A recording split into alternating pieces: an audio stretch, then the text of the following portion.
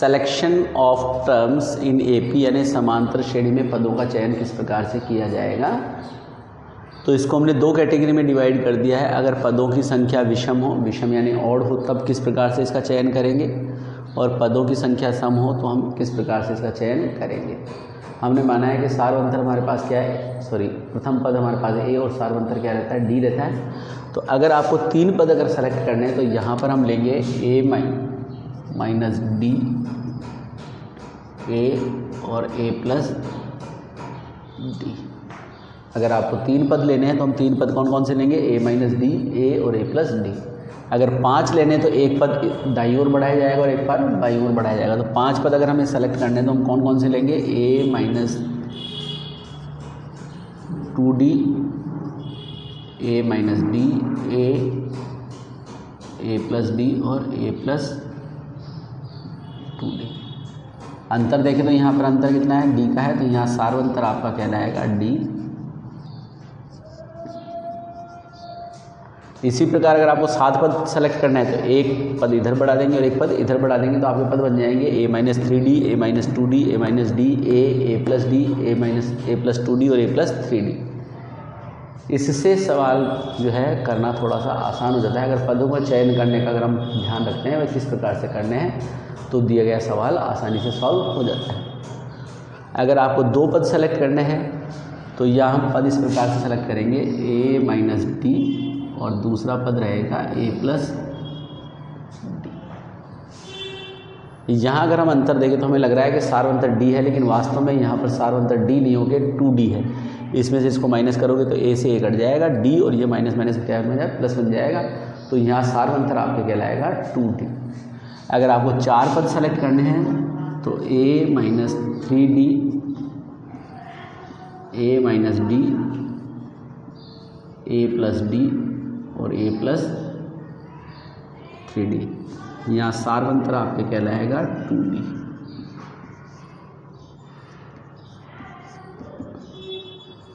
इन सवालों में आपके सार्वंतर रहेगा 2d, यानी जहाँ पर पदों की संख्या सम है वहाँ सार्वंतर 2d है और जहाँ विषम है वहाँ पर d है। इस पर एक सवाल देख लेते हैं हम, इस सवाल किस प्रकार से आ सकता है। जो हमने पढ़ा कि संख्याओं को किस प्रकार से सेलेक्ट करना है, तो उस पर सवाल दिया गया है, तीन संख्याएं समांतर श्रेणी में हैं, उनका योगफल -3 और गुणनफल 8 है, तो संख्याएं ज्ञात कीजिए। ना तो यहाँ पर ए दिया गया है, ना यहाँ पर डी दिया गया है, ना ये पता है कौन सा पद ज्ञात करना है। सिर्फ ये लिखा है कि समांतर श्रेणी है, जिससे ये पता चलता है कि ये 5वें चैप्टर का सवाल है। क्या दिया, तीन संख्याएं समांतर श्रेणी में हैं और उनका योगफल -3 है। क्योंकि पदों की संख्या 3 दे रखी है जो विषम है यानी ऑड है, तो यह जो हम संख्याएं मानेंगे वो किस प्रकार से मानेंगे, माना संख्याएं क्या थी, संख्याएं हमारी विषम होने पर ए माइनस डी, ए और ए प्लस डी है। अब सवाल में दे रखा है इनका योगफल A minus D plus A plus D equal to minus का, ये प्लस डी माइनस के डी कट गया तो 3a equal to -3, a equal to -3/3 cut करके बन गया माइनस का 1।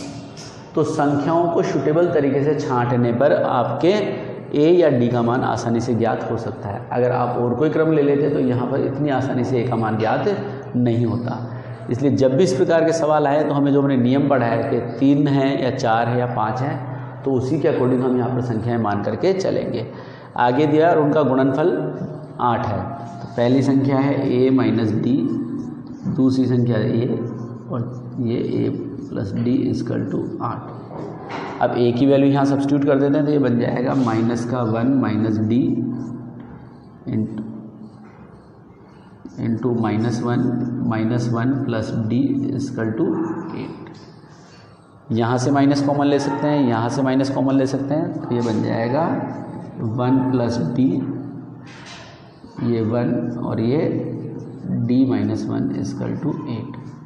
a minus B, A plus B, तो ये बन गया आपके a square minus B square, d square minus 1 equal to 8, तो d स्क्वायर इजकल टू 9। इसका अर्थ हो गया d equal to plus minus 3।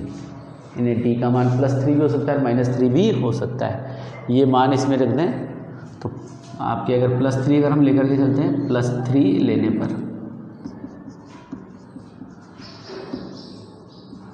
+3 ले लें तो पहली स्टेप क्या है हमारी, ए का मतलब -1 माइनस और ये 3, तो ये बन जाएगा -4, यानी पहली जो टर्म है वो है हमारी -4। दूसरी ए है तो ए का अर्थ क्या हो गया हमारे पास में -1 और फिर है -1 प्लस -3,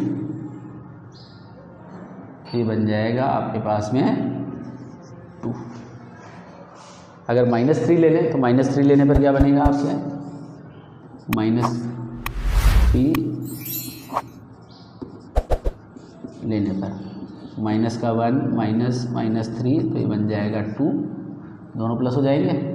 अगली टर्म आपके -1 आएगी और अगली टर्म वापस -4 आ जाएगी। सीक्वेंस वही रहेगा, आप चाहो तो इसको ऐसे लिख लो चाहे जैसे लिख लो, संख्याएं वो की वही रहेगी, इससे कोई फर्क नहीं। n = 4 + 3n, तो आपको 25 पदों का योगफल ज्ञात करना है। 25 पदों का योगफल ज्ञात कीजिए।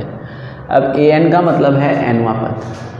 समांतर श्रेणी नहीं दे रखी, ना तो हमें यहाँ पर a पता है, ना यहाँ पर n पता है, ना यहाँ d पता है, तो इसके अंदर 25 पदों का योगफल कैसे ज्ञात करेंगे। तो सबसे पहले जो टर्म दी हुई है an, यहाँ पर n के अलग अलग मान लिख करके समांतर श्रेणी प्राप्त करेंगे।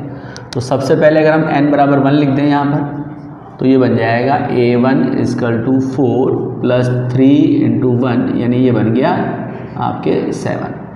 अगर n = 2 सब्स्टिट्यूट कर दें तो बन जाएगा a2 = 4 + 3 × 2, 3 × 2 6, 6 और 4 10, n = 3, तो ये बन जाएगा a3 = 4 + 3 × 3, 3 × 9 और 4 13, 13, और अगर आप चाहें तो और आगे 1-2 पद और प्राप्त कर सकते हैं, पर समांतर श्रेणी के लिए हमारे लिए सफिशिएंट है। तो हमारे पास जो सीरीज़ बन रही है वो बन रही है आपके 7, 10, 13 ... इसी प्रकार से चलेगी, और इसमें आपको ज्ञात करना है 25 पदों का योगफल।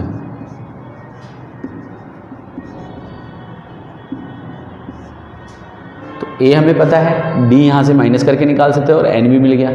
तो जो हमारा फॉर्मूला हम यूज़ कर सकते हैं फर्स्ट वाला हो जाएगा। तो सबसे पहले हमने यहाँ पे लिख दिया a = 7, d = 10 - 7 यानी 3, और n = 25। और फॉर्मूला क्या यूज़ करना है हमारे को, Sn = n/2 2a + n - 1 × d। जब भी आप कोई सवाल करते हैं और उसमें अगर कोई सूत्र या फॉर्मूला काम में आता है तो फॉर्मूला ज़रूर लिखना है। हाफ मार्क्स आपको इसका मिलता है। आपको फॉर्मूले में वैल्यू सब्स्टिट्यूट कर दें, S25 = 25/2 2 × 7 + 25 - 1 × d। d कितना है यहाँ पर 3, 25/2 14 है, 24 × 3 करना है तो 24 × 38 24 × 72, और यहाँ ये बन जाएगा आपके 25/2 कट नहीं रहा है, यहाँ पर ये बन गया आपके 86, 2 से कट जाएगा आपके 43, 4 दूनी 8, 4 × 12, 25 से गुणा कर लें इसको, 25 × 75 हासिल के 7, 25 × 100, 100 और 7 107। तो आपका जो टोटल आ रहा है वो आ रहा है 1075, यानी इस सीरीज़ के 25 पदों का योगफल हम याद करें तो ये आपके आएगा 1075। नेक्स्ट आपको क्वेश्चन दिया है 1 से 1000 तक 3 से विभाज्य संख्याओं का योगफल ज्ञात कीजिए। सवाल में भी इसी तरह, किताब में भी इसी तरह का सवाल है, थोड़ा सा मैंने चेंज कर दिया इस सवाल को। वहाँ लिखा है सभी विषम संख्याओं का, यानी 3 से विभाज्य संख्याएं तो लेनी है लेकिन केवल क्या लेनी है, विषम लेनी है। इस सवाल को देख करके आप उस सवाल को आसानी से कर सकते हैं। माइनर सा डिफरेंस है, 3 से जब विभाज्य संख्याओं की बात करते हैं तो 3 से विभाज्य संख्याओं में सम और विषम दोनों आती है। 3 3 दूनी 6, 3 3 9, 3 चौक 12। किताब में जो सवाल है उसमें केवल विषम संख्याएं लेनी है, और मैंने यहाँ के सवाल में लिखा है 3 से विभाज्य संख्याएं।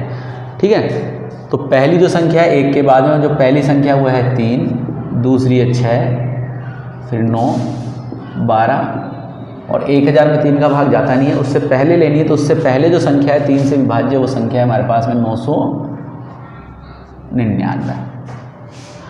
ए हमें पता है, डी माइनस करके निकाल सकते हैं, और एल लास्ट टर्म भी हमें पता है कि लास्ट टर्म है 999। यहाँ जो मिस है वो क्या है हमारे पास में एन, कि ये पदों की संख्या कितनी है यहाँ पर, कि यहाँ से यहाँ तक पद कितने होंगे। तो सबसे पहले वही Tn वाला फॉर्मूला हम काम में लेकर के n का मान ज्ञात करेंगे। तो a equal to 3, d equal to 6 minus 3 यानी 3, और Tn जो है वो आपके हो गया 999। तो जो फर्स्ट स्टेप है हमारी वो क्या रहेगी, Tn equal to a plus n minus 1 into D.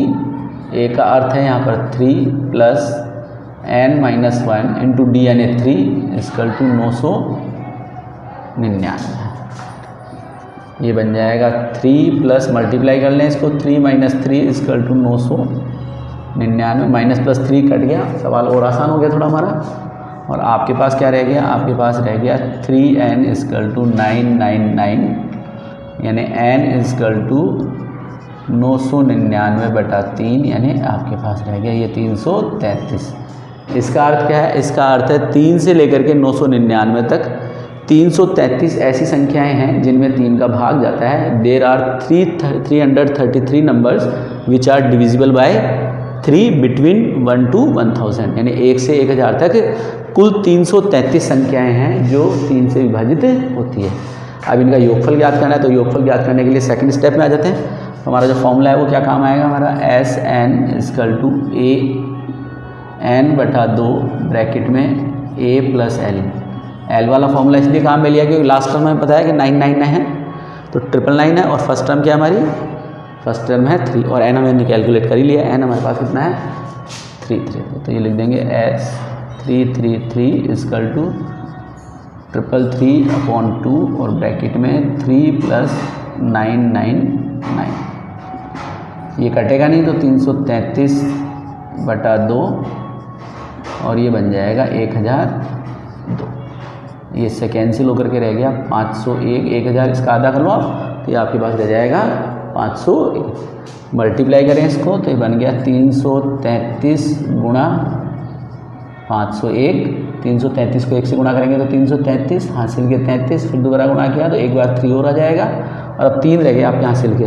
333 को हमने गुणा किया 5 से, 333 गुणा 5, 5 × 15, 5 × 15 16, 5 × 15 और 1 16, 1665, और 3 पहले के हैं तो ये हो जाएगा 1668। यानी ऐसे पदों का योगफल कितना हो जाएगा 166833। अगला किताब का सवाल है 5.3 में नवा क्वेश्चन है। रुपये 280 की राशि 4 पुरस्कार देने के लिए रखी गई है। यदि प्रथम पुरस्कार के बाद प्रत्येक पुरस्कार अपने पहले वाले पुरस्कार से 20 रुपये कम हो तो प्रत्येक पुरस्कार की राशि ज्ञात कीजिए। डिफरेंस क्योंकि लगातार कम हो रहा है, एक जैसा कम हो रहा है 20-20 रुपये, तो ये हमारे पास में समांतर श्रेणी बन सकती है। तो समांतर श्रेणी की सहायता से हम इसको सॉल्व करेंगे। 2 कंडीशन है यहाँ पे। पहली चीज़, टोटल जो प्राइज़ मनी है, टोटल जो पुरस्कार के पैसे हैं वो कितने हैं 280 रुपये, और उनमें अंतर कितने कितने का है 20-20 रुपये का। तो हमने यहाँ मान लिया प्रथम पुरस्कार, पहले इधर का प्रथम पुरस्कार के बाद, तो प्रथम पुरस्कार हमने यहाँ पे मान लिया A, माना प्रथम पुरस्कार बराबर A। तो द्वितीय पुरस्कार इससे 20 रुपये कम हो जाएगा, तो सेकंड प्राइज़ आपके हो गया A -20। थर्ड प्राइज़ की बात करें तो तृतीय पुरस्कार हो गया सेकंड प्राइज़ -20, सवाल में लिखा है 20 रुपये कम है, तो ये बन जाएगा A -40। और फोर्थ चौथा पुरस्कार, तीसरा पुरस्कार A -40 और इससे और 20 रुपये कम है, यानी ये बन गया आपके A -60। इन्हें 4 जो प्राइज़ है वो क्या क्या है हमारे, पहला है A, सेकंड है A -20, थर्ड है A -40 और फोर्थ है A -60। यहाँ तक हम आ गए। अब दूसरी कंडीशन क्या दे रखी है कि इन चारों का टोटल कितना है 280 रुपये। तो यहाँ पर हम लिख सकते हैं A + A -20 + A -40 + A -60, और ये सब का टोटल है आपके 280। A और ये तो ये बन जाएगा 4A, माइनस के 20, माइनस के 40 और माइनस के 60, सभी माइनस की संख्या सब जुड़ जाएगी और ये बन जाएगा -120 = 280। 80। ये बन गया 4a बराबर 400, 120 माइनस के हैं तो उधर जाके प्लस हो जाएगा तो बन जाएगा 400। तो a बराबर आपके पास हो गया 400/4, यानी बन गया आपके 100। यानी फर्स्ट प्राइस कितना है आपका, फर्स्ट प्राइस है 100, सेकंड प्राइस a माइनस 20 यानी 100 माइनस 20 यानी ये आ गया आपके 80। इसी प्रकार से थर्ड हो गया a माइनस 40, इसका अर्थ है 100 माइनस 40 यानी 60, और फोर्थ हो गया a माइनस 60 यानी 100 माइनस 60 यानी 40। यानी प्राइस कौन कौन से हो गए, प्राइस हो गया आपके 100, प्राइजेज आर 80, 60 और 40, ये आपके 4 प्राइस हो गए। आप इसको क्रॉस चेक कर सकते हैं कैसे, 100, 80, 60 और 100, इन सबका अगर टोटल करते हैं 280 आ रहा है। अंतर देखिए सबका 20-20 है, सवाल में यही लिखा हुआ है कि सबका टोटल कितना होना चाहिए, 280, टोटल 280 आ रहा है और 20-20 कम होते चले जा रहे हैं। तो क्वाइट इसके अंदर सिंपल सवाल है, बिल्कुल समांतर श्रेणी का चैप्टर है जो बहुत ही आसान है। 5.2 जो है, 5.1 में आपको सिर्फ ये बताना है समांतर श्रेणी है या नहीं, वो डिफरेंस लेके बताएंगे हम। 5.2 में TN वाला फॉर्मूला काम में आ रहा है, और 5.3 में मोस्टली तो SN वाला फॉर्मूला काम में आएगा, और कहीं कहीं पर TN और SN दोनों का भी प्रयोग करना है। तो 5.1, 5.2 और 5.3 दोनों मिलाकर, तीनों मिलाकर के हमारी पूरी हो चुकी है। अगर इंपॉर्टेंट सवाल की बात करें तो एक तो मैंने आपको करवाई दिया है सवाल, और एक 10वां सवाल जो है टीवी का उत्पादन दे रखा है, ये भी एक इम्पोर्टेंट सवाल है 5.3।